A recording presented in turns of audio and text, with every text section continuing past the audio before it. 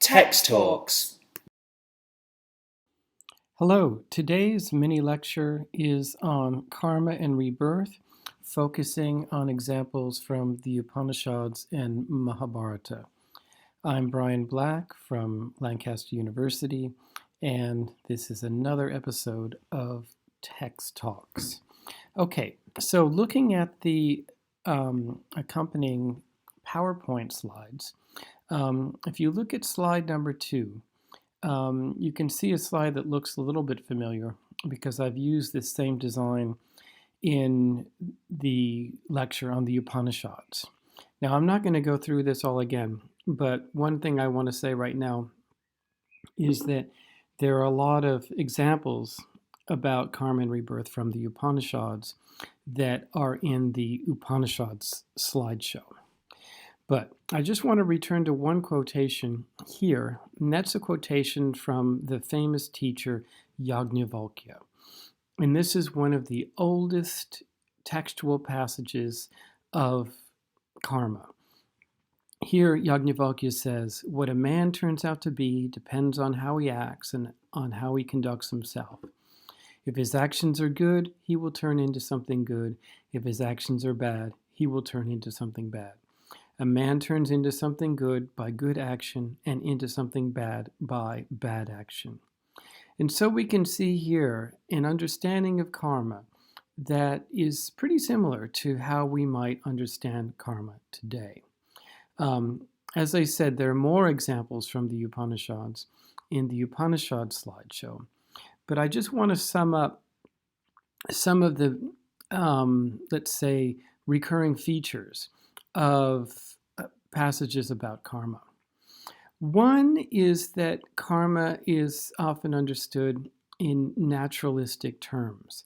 So, for example, if you look at the Upanishadic on the slideshow on the Upanishads, and especially the passages about the 5 fires and the 2 paths to the dead, those are describing karma in a very sort of naturalistic way.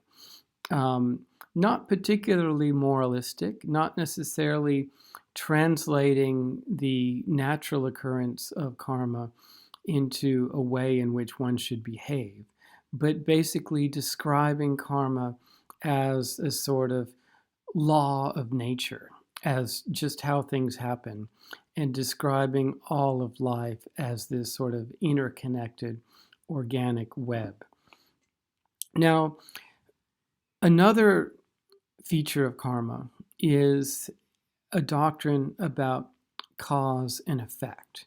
And again, some descriptions of karma aren't necessarily moralistic, but merely just attempts to describe, how things happen the way they do. This idea that all actions have consequences, that everything that happens is a result of previous actions and circumstances. But we also see that karma is often interpreted as a moral teaching about how one should act in this world, how one should behave towards others, with the idea that if one doesn't act well, then one will be punished in later on in life and in future lives. And if one acts well, then one will be rewarded later on in life and in future life. Now, as I said, these are overlapping implications of karma. Some passages might have all of these aspects of karma, whereas others might be focusing on one more than the others. Now, let's look at some examples of karma in the Mahabharata. Here we see early on in the text, there's a king by the name of Yayati who says, "After falling from heaven, the being comes a subtle substance living in water. This water becomes the semen, the seed of vitality. Then, entering the mother's womb, it develops into the embryo and next into visible life, like the fruit from the flower. Entering trees, plants, and other vegetable substances, water, air, earth, and space, that same watery seed of life assumes the form of four-footed and two-footed creatures. This is the case with all creatures that you see. So again, here we see a teaching of karma that's actually quite similar to some of the teachings in the Upanishads, especially the one of the five fires and the two paths of the dead. And in this context, we don't see karma necessarily as a moralistic teaching, but almost as an ancient Indian early scientific teaching, just a way of understanding organic processes, how life comes to be. And again, we'll see that karma has different implications in different contexts, and in later literature, karma isn't described as much in this way. But I think that this is a really good example to show that in some contexts, karma is much more of an attempt to just understand how life works than it is necessarily an ethical teaching. Okay. Now, another way in which we see Hindu sources talk about karma is to try to explain things in this world that seem unusual or seem unfair or don't seem to have another natural explanation. So one very good example of this in the Mahabharata is in this very well-known scene where the five male heroes of the text, the Pandava brothers, all marry one woman. Her name is Draupadi. And this goes against all known marriage practices, not only today, but even in the world of the Mahabharata. How could it be that these five heroes, these five practitioners of Dharma, who always do the right thing, how could it be that they could all marry one woman in an action that seems to be a direct violation of all understandings of Dharma?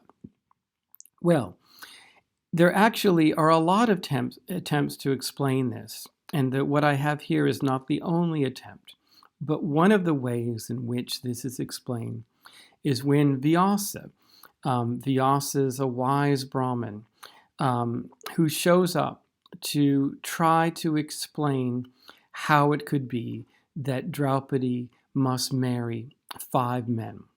And his explanation is the following.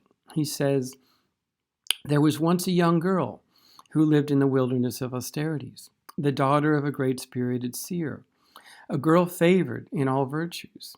Because of previous acts, in other words, because of her karma, which she herself had done, she was unfortunate in love. And the girl, lovely though she was, did not find a husband. Unhappily, she began mortifications for the sake of obtaining a husband, and indeed, with her awesome austerities, she satisfied the god Shiva. Being satisfied, the blessed Lord said to the ascetic girl, 'Good luck to thee. Choose a husband, and I shall bestow the boon, radiant maiden.' She replied to the sovereign for her own benefit, 'I want a husband with all the virtues.'"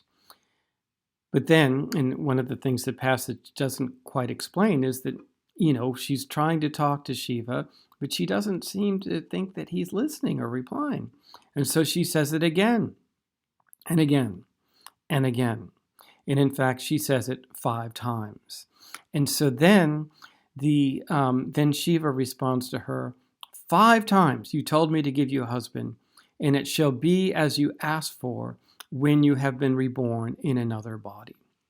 So in other words, according to this passage, the reason Draupadi has 5 husbands in this life is because she was basically impatient with Shiva in a previous life. That even though he had given her the boon to ask for a husband, she asked for a husband 5 times because she got impatient or felt that he wasn't listening to her. And what's interesting is that even as a maiden in a previous life, The reason she wasn't married in the first place was because of acts that she had conducted in the life before that, even though the passage isn't specific about what she had done in that previous life. So in other words, here we see very briefly how karma follows this one woman through 3 different lifetimes. Twice, her condition, her situation in one lifetime is explained by something she had done in a previous lifetime. And this is, as I said, a recurring situation in Hindu literature where karma is used to try to explain something that otherwise seems beyond explanation. Now, one of my favorite passages about karma and rebirth has to do with a story about Vyasa, the same Vyasa that we just saw talking to Draupadi, and a worm. Remember, Vyasa is a wise Brahmin, and this is a story that appears in the Anusasana Parvan, which is one of the later books of the Mahabharata. And here, Yudhishthira is the eldest of the 5 Pandava brothers, the brothers who married Draupadi. Here, he's asking Bhishma, who in this context is his teacher, he asks him, what will happen to everyone who was killed in that great war we just fought? And here, Bhishma recounts a dialogue, an encounter between Vyasa, the wise Brahmin, and a worm on a busy road.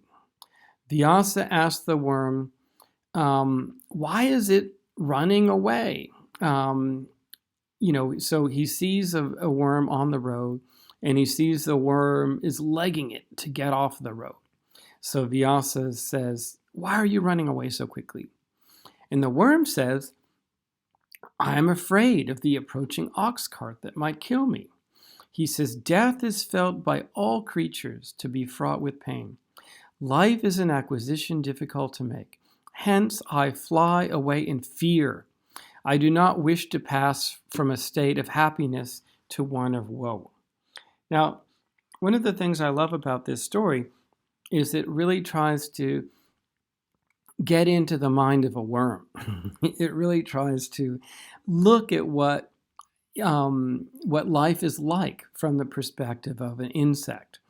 And Vyasa, being a human and looking down on insects, is surprised. Isn't death better than being an insect? He asks. And here, the worm continues this sort of exploration of an insect's perspective. He says, living creatures love whatever form of life they have. Every object of enjoyment exists for me according to the needs of my body. So in other words, he's saying that, maybe I don't enjoy things the way that humans do, but I enjoy things in the way that I do as a worm. And for me, that's just as joyful as it might be for you as a human. And then the worm explains why he's a worm.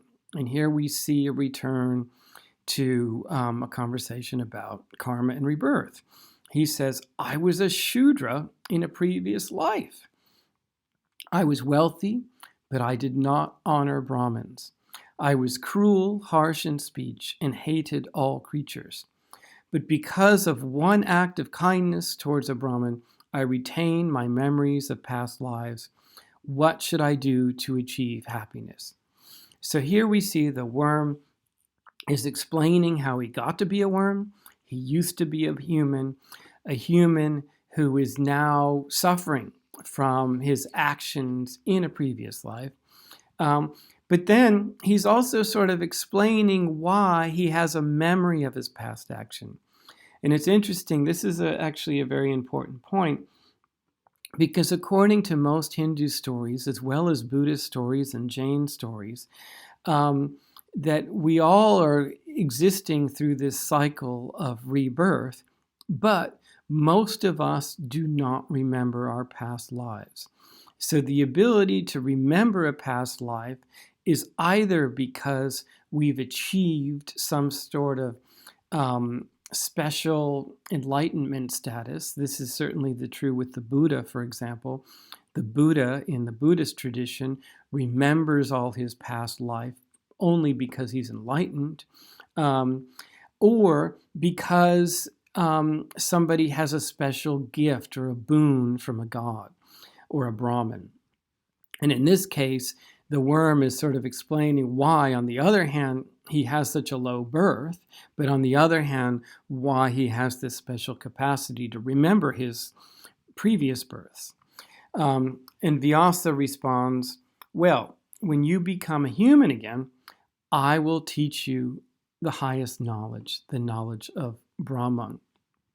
So basically, Vyasa is saying, come back to me in several rebirths, and when you're a human, then I'll be your teacher. So interesting here, the worm then lets itself get run over and dies on the road, and then it goes through many rebirths.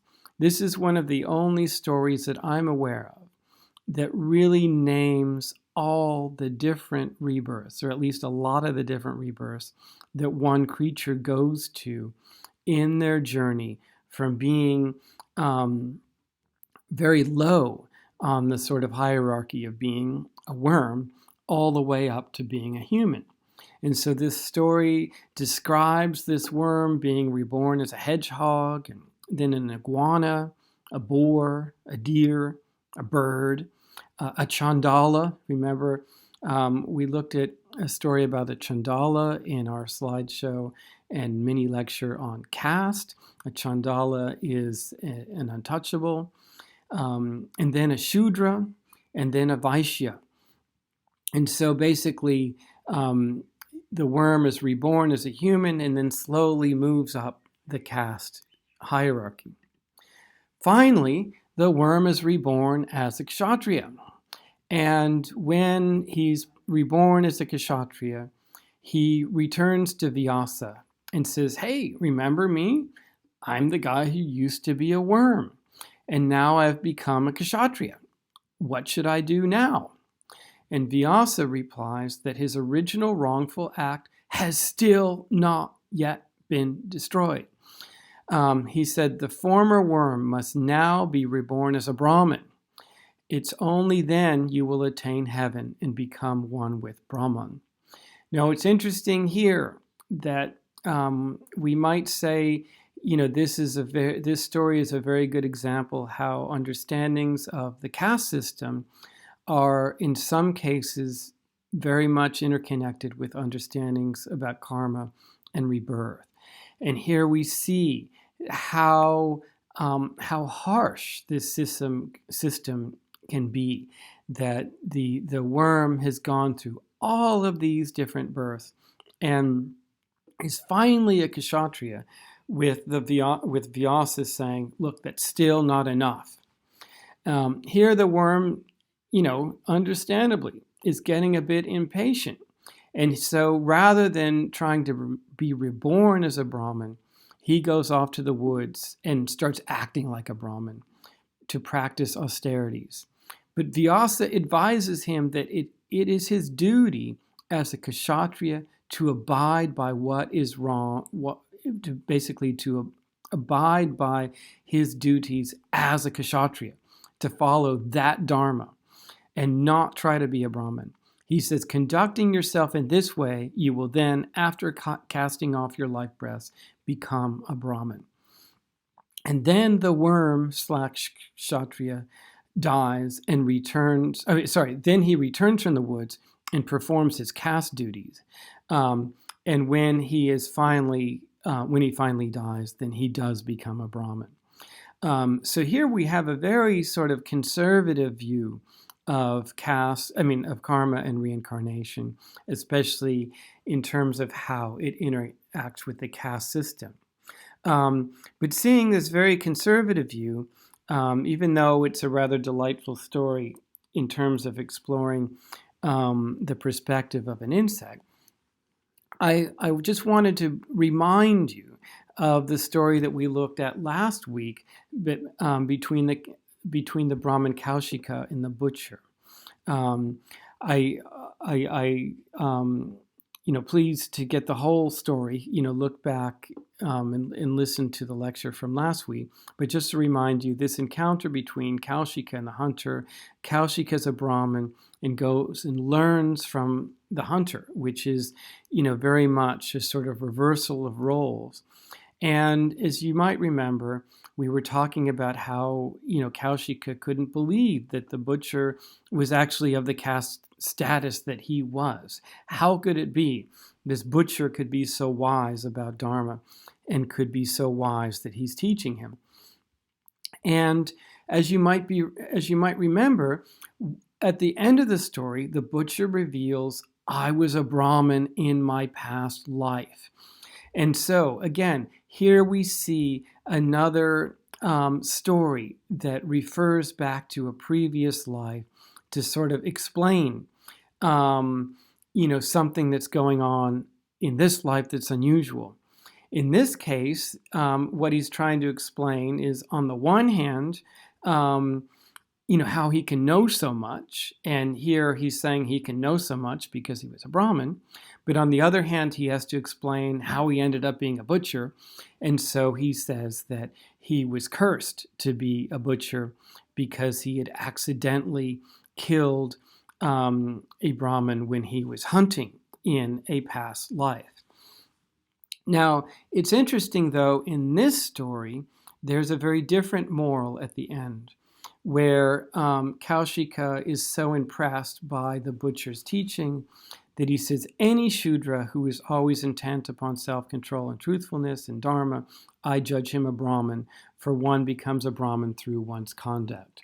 So, in other words, we saw in the story about the worm, no matter what the worm does, no matter how he acts, he has to go through this full cycle of rebirth until he's actually born as a Brahmin before he can become recognized as such. Here we have a Shudra who is obviously a knowledgeable teacher and knows a lot about Dharma, who is then therefore identified as a Brahmin just through his action. Why do we see such contradictions?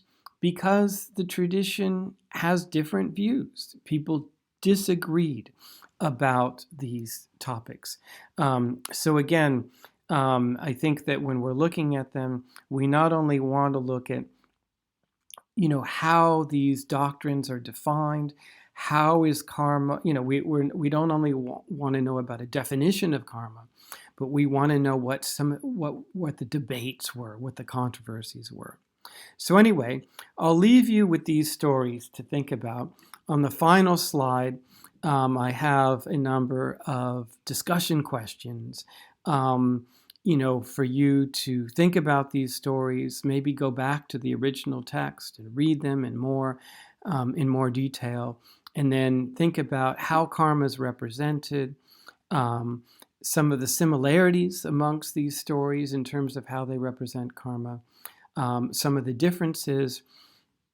And another thing that I think, an issue that is really worthwhile thinking about in trying to understand karma, is trying to think about whether karma is ultimately a doctrine about fate and determinism, or is it a doctrine about human agency?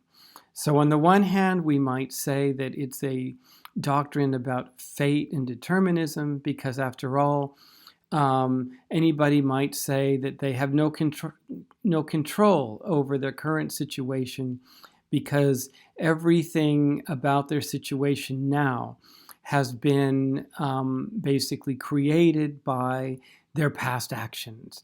And so maybe if they're in a situation where they're not happy with their station in their life, they can say, well, there's nothing I can do about it. It's all a product of things I've done in previous lives. But on the other hand, we might see this as a doctrine that leaves room for quite a bit of human agency, because even if Our current conditions might have been created by things that we've done in the past. We might think that we have the possibility right now to create the conditions for a better future. Again, I don't think it's absolutely clear whether karma is more a doctrine about determinism or more about agency, and maybe some of these stories, take different sides on this. But I think that you can really understand karma better if you start thinking about it in these ways. And I very much encourage you to do so. Okay, thank you very much.